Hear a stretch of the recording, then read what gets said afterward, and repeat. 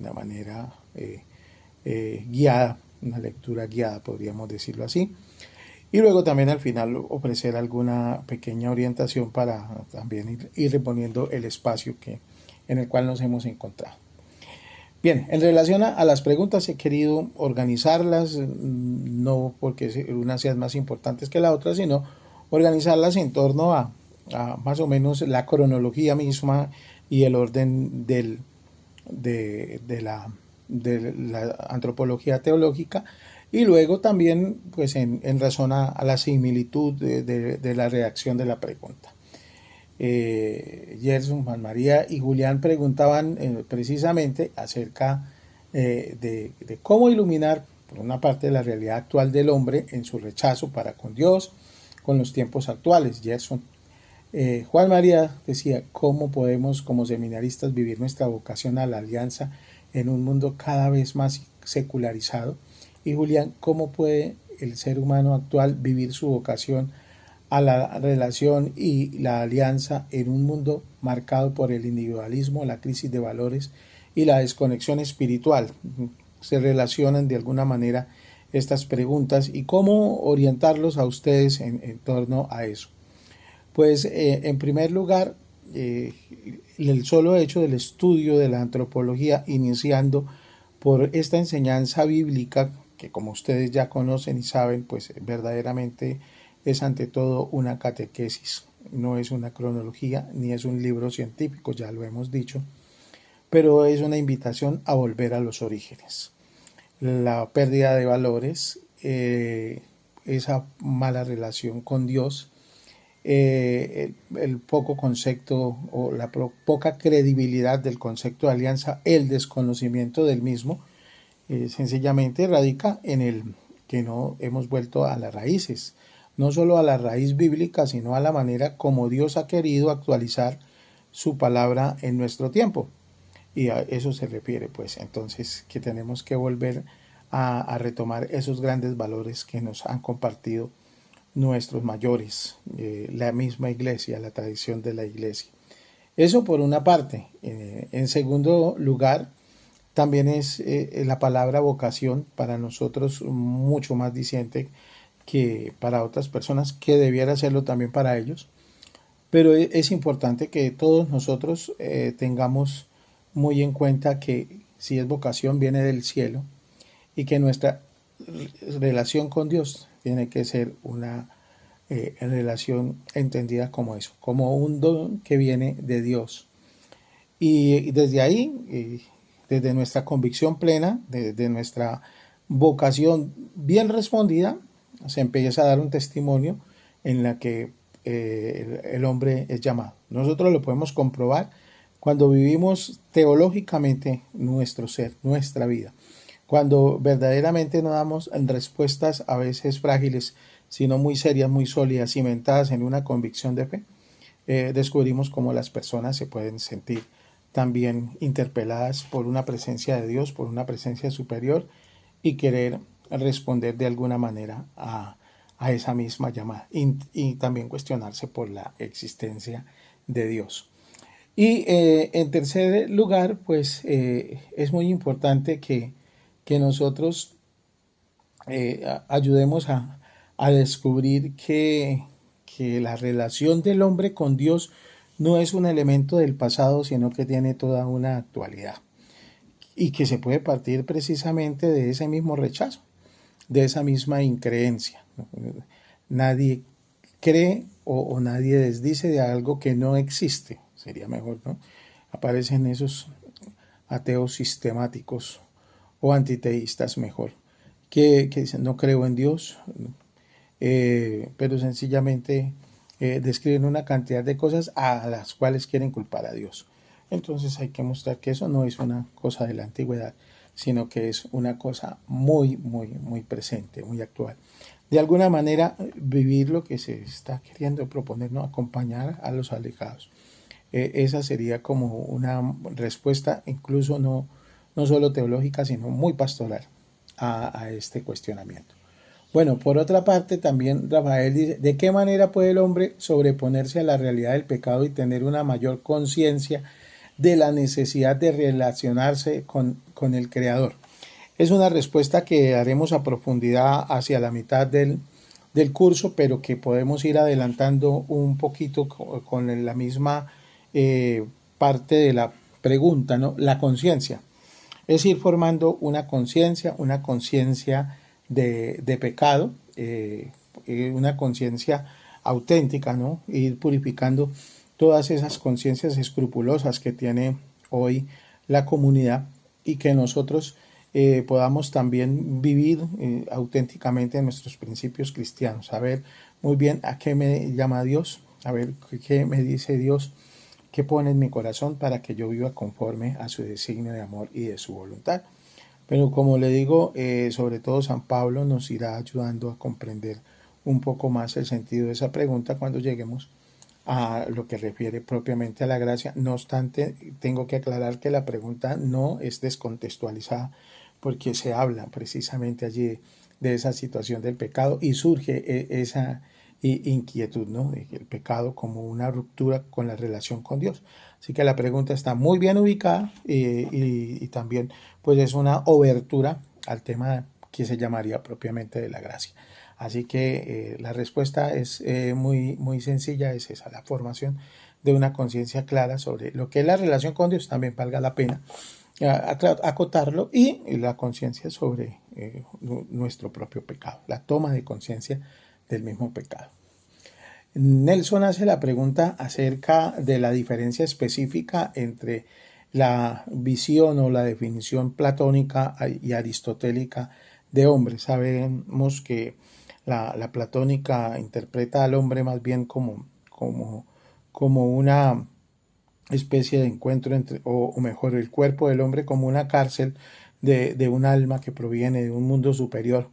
Y hay como una dicotomía entre el uno y el otro. Aristóteles, pues sabemos que nuestro gran articulador de la teología cristiana católica es Santo Tomás, y Santo Tomás tiene como fundamento filosófico precisamente Aristóteles, que habla de esa unidad de cuerpo, espíritu y alma, y entonces pues ahí está como esa sencilla diferenciación, ¿no?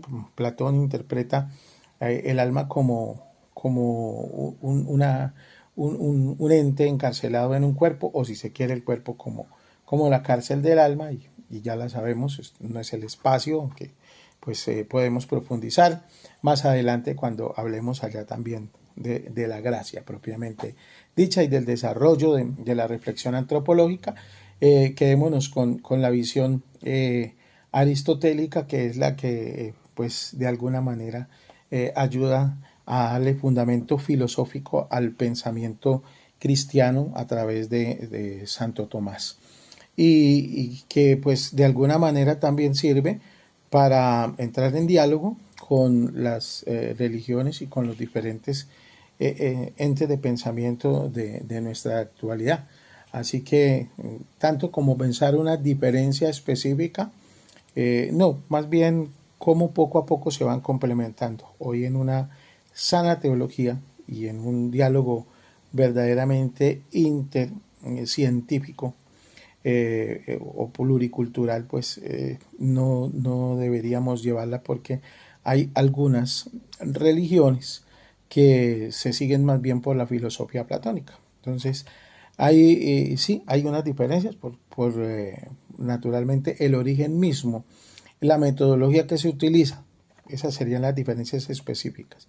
Pero hoy se podría hablar, ¿no es cierto?, de una cercanía que en términos técnicos se podría llamar más bien una complementariedad. Naturalmente nosotros como creyentes cristianos, y no con un acto de soberbia, podemos ver por el desarrollo, por el esfuerzo, sobre todo con la complementariedad que se da a través de los estudios de la moral.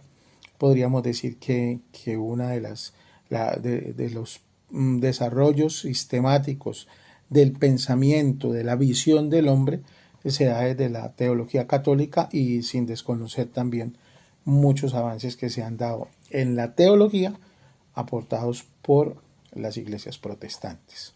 Así que la pregunta se puede responder de esa manera. Jonathan hace una pregunta en torno a la diferencia entre el árbol de la vida, el árbol del conocimiento del bien y del mal. El hombre puede comer de todos menos del último. ¿Qué otros árboles había? A ver, aquí hay que hacer una claridad. Recordemos que todas esas imágenes que aparecen en esa gran imagen, que son los distintos relatos sobre la creación, son catequesis. Así que no son crónicas. Recordar que el libro del Génesis no es un libro científico ni una cronología histórica. Es una catequesis. Entonces, cada uno de esos árboles tiene una interpretación. El árbol de la vida, Dios le permite al hombre desde la creación, el árbol de la vida hace referencia pues también a esa facultad de engendrar vida, y el árbol de la ciencia, del conocimiento de la ciencia, del bien y del mal, pues hace referencia precisamente a las tomas del discernimiento definitivo, ¿no? Son los juicios que se tienen que tomar, que en ese momento se quiere dar una respuesta porque el hombre en algunas partes interpreta una cosa como buena y otro grupo de personas esa misma cosa la interpreta como mala o viceversa. Y entonces surge pues entonces una respuesta que a pesar de que tiene sus falencias, es una respuesta que aparece en la Sagrada Escritura y es una manera de ir entrando en ese saber por qué se presentan esas incógnitas, por qué se presentan esas dificultades. Así que no hay que preocuparnos cuántos árboles habrían en el jardín del Edén, ni verdaderamente si ustedes toman, por ejemplo, diferentes reflexiones en estos días que hemos estado leyendo la Sagrada Escritura, precisamente los primeros 11 capítulos del libro del Génesis, se van a dar cuenta que cada exégeta y cada biblista le da una interpretación a cada una de esas figuras, tanto a los árboles, al arca, al diluvio, al arco iris, a el hecho de todo este sainete de la muerte de Abel por manos de Caín. Todo eso, cada uno tiene una interpretación. Son imágenes que ayudan, pero fundamentalmente la respuesta apunta a que tengamos claro que no es un libro cronológico ni científico y que cada uno de esos elementos que aparecen allí son unas imágenes, figuras literarias que nos van a ayudar a la comprensión.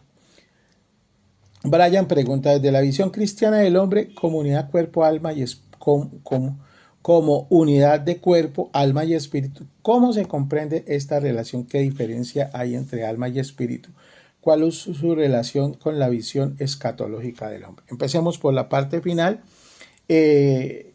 La relación con la visión escatológica del hombre, pues es precisamente la preparación, es el presupuesto para poder hablar de escatología, ¿no? Eso lo comprenderemos más a medida que vayamos avanzando, sobre todo cuando entremos en el cristocentrismo de la antropología, que nos muestra a Cristo como el hombre perfecto, el hombre realizado.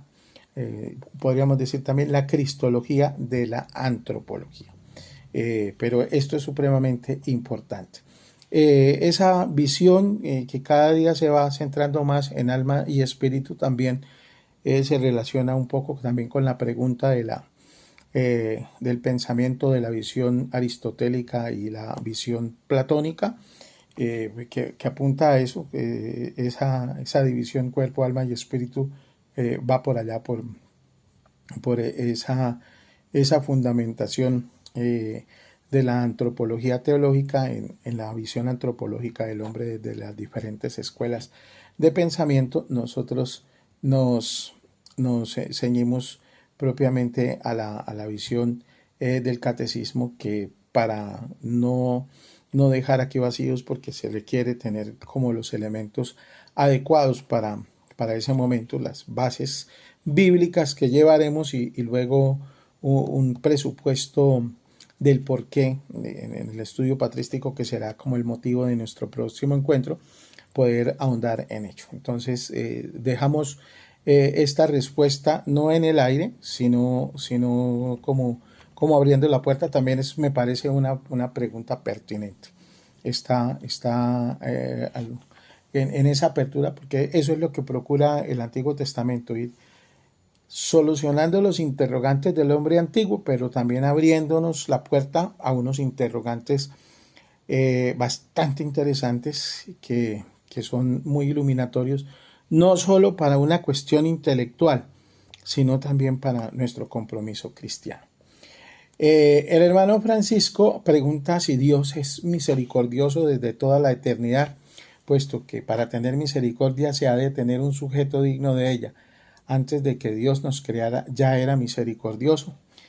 Si nosotros leemos a Santa Isabel de la Santísima Trinidad, si leemos a Santa Faustina Kowalska, nosotros tendríamos ya suficientemente claro que una de las maneras de Dios manifestar la inmensidad de su ser, de revelar su ser, es la misericordia. Incluso hay un libro, ¿no?, que se llama Dios es misericordia, que está pensado y que está muy inspirado un poco en la visión de la misericordia que tiene el Papa Francisco, que a su vez también ha leído muy bien el diario de Sor Faustina, y ahí podríamos tener una respuesta. Dios es misericordioso desde antes de crear el mundo. Eso es una manera.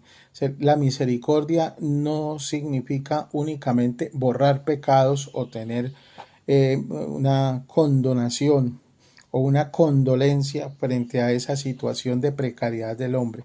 La misericordia de Dios es mucho más amplia y la benevolencia que tiene Dios al pensar una creación maravillosa e inmensa, como se dice en la plegaria eucarística cuarta, este mundo inmenso y maravilloso.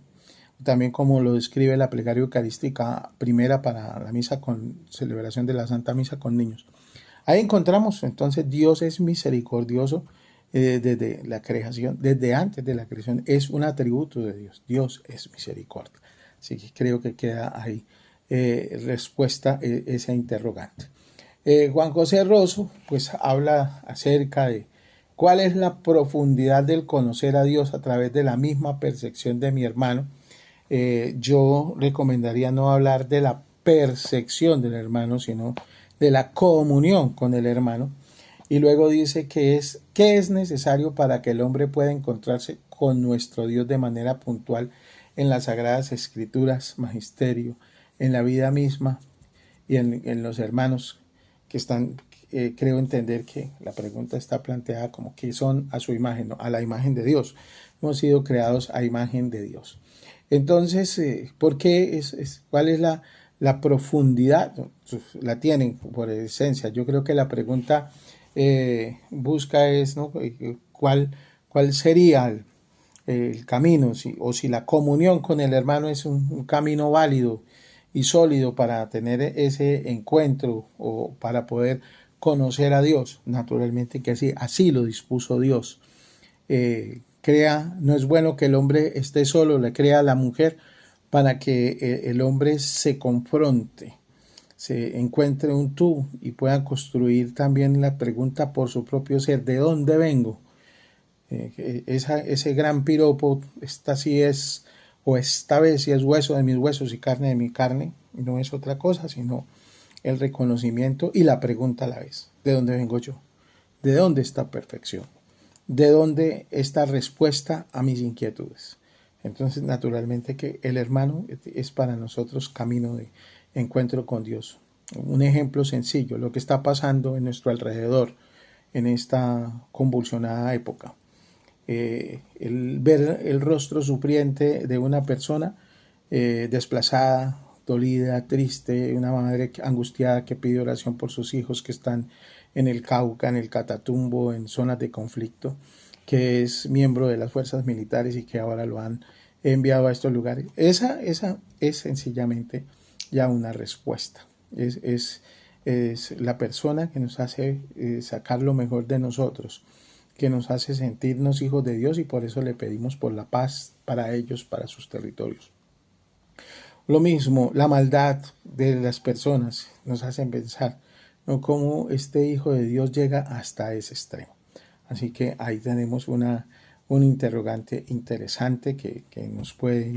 Habrá que pulir un poquito más, que hay que saber redactar de una mejor manera. Y lo mismo la segunda parte del cuestionamiento, ¿no? ¿Qué es necesario para que el hombre pueda encontrarse con Dios? Sencillamente una apertura, porque el encuentro Dios lo propicia. Esa es la apertura. Si Adán no se hubiera abierto al encuentro con Dios, Dios respeta la voluntad, pero Dios también ha hecho al hombre capaz de Dios. Homo, ¿no? El hombre es capaz de Dios, capaz de. Entonces, simplemente es un don que nosotros tenemos que reconocer. He podido también adelantar la lectura, veo aportaciones interesantes, lo valoro mucho y los invito a que sigamos profundizando.